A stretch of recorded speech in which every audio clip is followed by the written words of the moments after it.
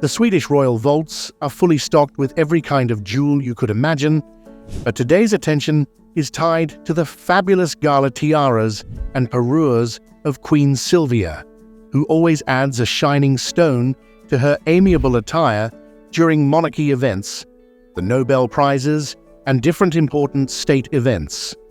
While attending state events and important occasions, she is also known for her grace and impressive collection of tiaras.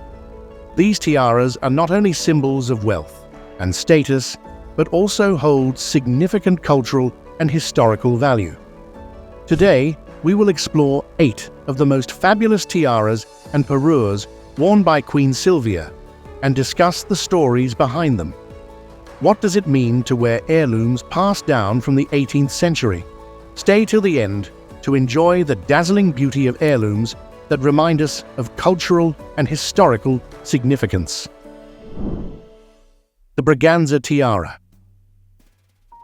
The Briganza Tiara is the spectacular Brazilian royal heirloom that has been the Swedish royal family's most magnificent tiara for the past 150 years and is one of the most beloved jewels of half-Brazilian Queen Silvia.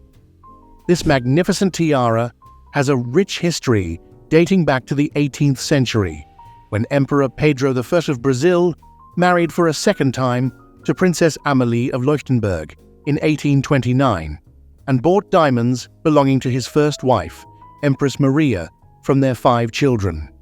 The diamonds were used to create this spectacular tiara, which was reportedly made in France. This exquisite diamond tiara is said to have been created in France using the diamonds. The tiara is part of a parure, consisting of a giant diamond earring set, a diamond floral brooch, and a large diamond riviere. Empress Amalie outlived her only daughter when she died in 1873, and the Briganza tiara ended up in the possession of the Swedish monarchy through her sister, Queen Josefina. According to Queen Silvia, the Briganza tiara is only worn on the most significant occasions, such as official portraits and state visits by other monarchs.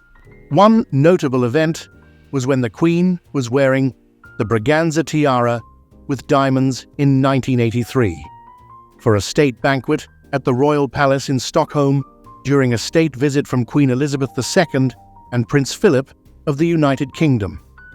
Before 2007, Queen Silvia had only ever worn the Briganza tiara within the borders of Sweden. She had never taken it overseas.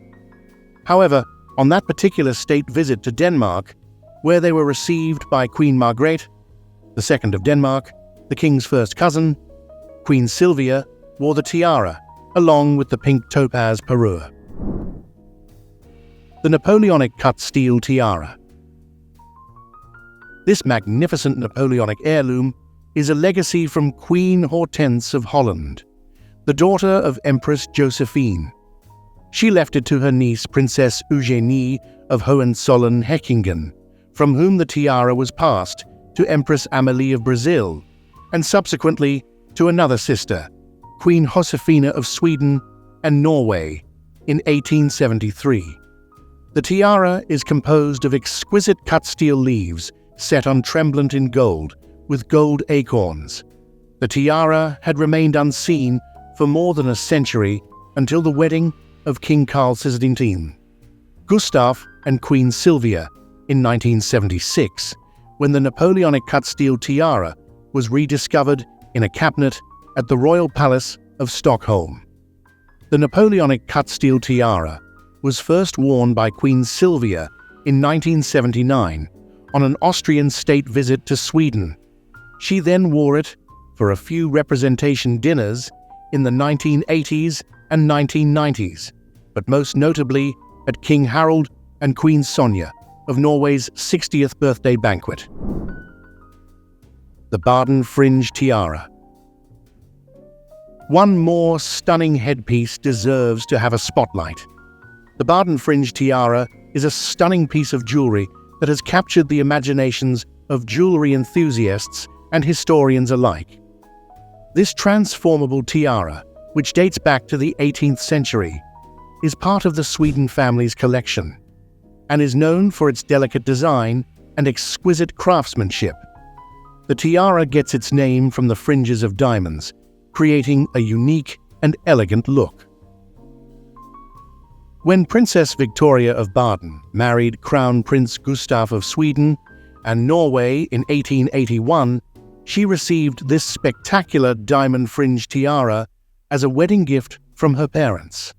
The tiara can be worn in different ways, with the fringes either pointing upwards or downwards, taking the form of a necklace. The Baden Fringe Tiara was first worn by Crown Princess Victoria as a necklace on her wedding day in Baden.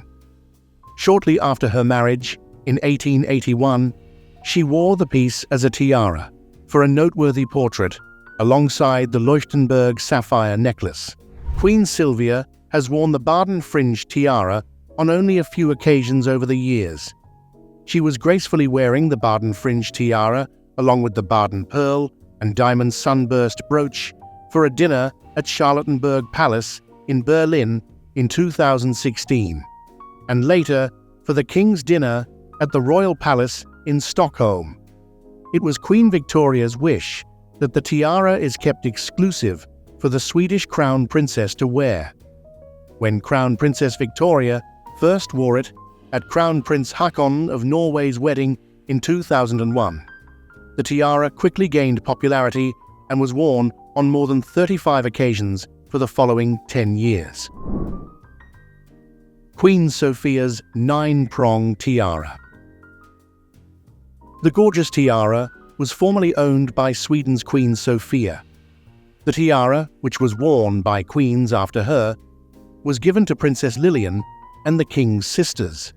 The 9-prong tiara is a favorite of Queen Silvia's and is regularly worn during the Nobel Prizes, as well as at the more elaborate banquets, despite rumors that it is rigid and difficult to wear. As you can all see, there are 9 diamond prong parts scattered throughout the top of the item, which explains why this sparkler is frequently referred to as the 9-prong tiara. The Swedish court, however, simply calls the piece Queen Sophia's tiara, in reference to the tiara's original owner, Sophia of Nassau, the queen consort of King Oscar II. The tiara was reportedly designed for Sophia about 1860, maybe around the time she was proclaimed Crown Princess of Sweden. Unlike many tiaras, the sparkler has a rigid, inflexible base, making it hard to place right on the head. Queen Silvia was dazzling in her royal jewels during the attendance of the Nobel Prize ceremony in Stockholm on December 10, 1987, where she paired the tiara with the Carl Johan earrings, the Bernadotte emeralds, and the diamond arrow brooch. She even wore the tiara for the wedding of her younger daughter, Princess Madeleine, in June 2013. King Edward VII Ruby Tiara. Another notable tiara with a long and complicated history is the King Edward VII Ruby Tiara. The ruby tiara, like so many other jewels owned by the Swedish royal family, was given to the Bernadottes in 1905 upon Princess Margaret of Connaught's marriage to Prince Gustaf Adolf of Sweden. King Edward VII and Queen Alexandra of the United Kingdom, Margaret's uncle and aunt, gave her the tiara as a wedding gift. Unfortunately, Margaret's story has a tragic end. She never got to be Queen of Sweden, as she passed away tragically. Her tiaras were dispersed between her children, alongside the ruby tiara that was inherited by Prince Sigvard, Margaret's second son. The ruby tiara was purchased by King Carl XVI, Gustaf of Sweden, from Count Michael at some point between 1983 and 1988. Queen Silvia wore it as a necklace for the first time during the 1987 Dutch state visit. The tiara caused controversy even after it was put on hold for a while, when Prince Sigvard raised a fuss when Queen Silvia wore it to Prince Joachim of Denmark and Alexandra Manly's 1995 wedding. Queen Silvia started wearing the King Edward VII ruby tiara more frequently by the late 2000s. She made prominent appearances in it during 2007 on the Swedish state visit to Japan, as well as on state visits to and from Portugal and Italy. The tiara has also been exhibited during a display about Crown Princess Margareta at the Royal Palace of Stockholm, and there is no doubt we will continue to see this spectacular heirloom for years to come. The Canor Diamond Tiara. The diamond drop tiara, owned by the Swedish royal family, is perhaps one of the most exquisite pieces of jewelry in any royal collection today. It is delicate, antique, and sentimental.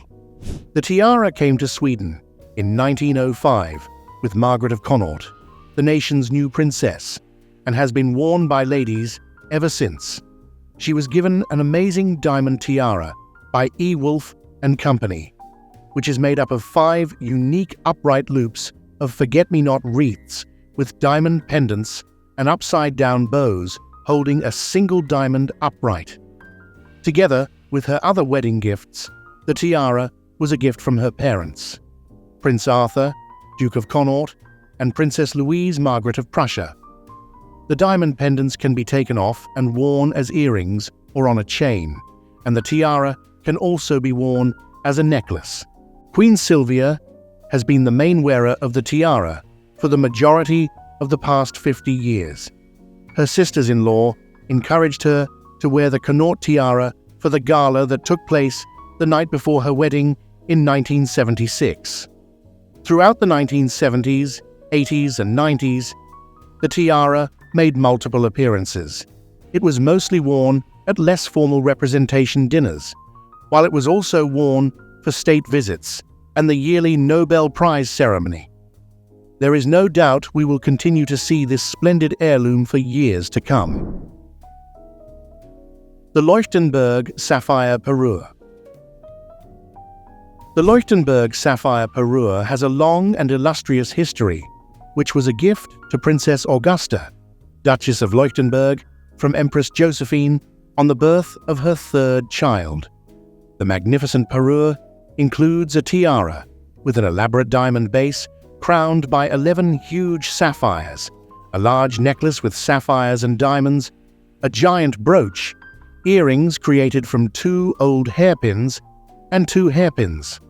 The frame of the tiara is quite flexible and can be worn more open as well as closed, like a coronet. When the tiara was first created, the sapphires were replaced with pear-shaped pearls, making it more adaptable. However, at this moment, the sapphires are set in place and cannot be taken out. Long believed to be a component of Queen Josefina's pearl necklace, the pearls remain in the Swedish royal collection and are currently worn as earrings. Queen Silvia's first appearance in the Leuchtenberg Sapphire Perua came a few months after her wedding, when it was worn for the Swedish state visit to the Netherlands, followed by appearances in portraits at Nobel Prize ceremonies, the Spanish state visit to Sweden in 1979. Because of its versatility and flexibility, Queen Silvia has declared that the Leuchtenberg Sapphire Tiara is her favorite piece in the enormous Swedish royal collection. The Swedish Pink Topaz Perua. The Swedish Pink Topaz Perua is a stunning jewelry set that accompanied Queen Silvia to the most important events. So, let's take a look. The demi-perua is made up of 3 pendants set in a heavy necklace, 1 small circular brooch, and 1 bigger brooch that can be taken off to wear as earrings. The pendants are all set with exquisite premium pink topaz stones. The Swedish Pink Topaz Perua has been passed down through generations of the Swedish royal family, and in 1976 it got a new wearer in the form of Queen Silvia, who paired the pieces with the Briganza Tiara for her first official portrait. Queen Silvia has regularly worn the demi-perua at a variety of important public and private occasions, like King Carl Gustaf's 50th birthday, cousin Queen Margrethe of Denmark's 60th birthday, the 1995 pre-wedding gala of cousin Crown Prince Pavlos of Greece, and the Swedish state visit to Denmark, as well as numerous Nobel Prize ceremonies. The Perua's rich history and association with royalty have only added to its allure to Silvia's attire, making it a highly coveted piece of jewelry among collectors and enthusiasts alike. Finally, we are grateful you have watched all the sparklers till the end. We wonder what tiara or parure has caught your eyes and heart. Queen Silvia has more jewels to show and awesome lookbooks from multiple events throughout her reign. If you liked this video, should we create the second part about her earrings, brooches, necklaces, and multiple parures? Leave us comments below. If you want more videos like this, like and subscribe. Thanks for watching. See you in the next videos.